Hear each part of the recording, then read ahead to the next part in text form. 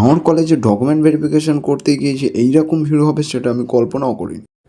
এটাই হচ্ছে this is my form. এই ফর্মটা হয়তো তোমরা ডকুমেন্ট ভেরিফিকেশানের সময় জমা দিয়েছিলে, তো এটাই হচ্ছে আমার ফর্ম। আর আমরা যখন গিয়েছিলাম তখন পুরোটাই ফাঁকা ছিল, সেই কারণে সকাল সকাল হয়ে গেছে।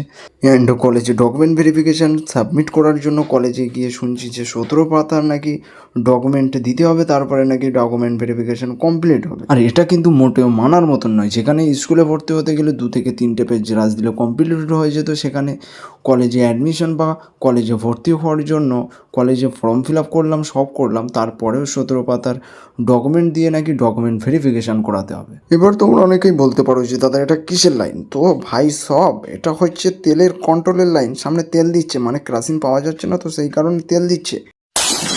এবারে কোনো দিকে কিছু না, বাড়ি আসার সময় দেখি খুব মৌসাম কি ওয়েদারে পানি হচ্ছে, তো ওই কারণে যেখানে বাইক আছে সেখানে রেখে বসেছিলাম। তারপরে একটু কলেজের হালকা পাতলা ভিডিও করে নিলাম, নিয়ে পানি হচ্ছে, তো একটু বল খেলার মুড হয়েছিল, সেই কারণে আমরা বল খেলতে লেগে গিয়েছিলাম, কিন্তু সেটার কোনো ভিডিও ফুটেজ নেই, জাস্ট একটা ফটো আছে।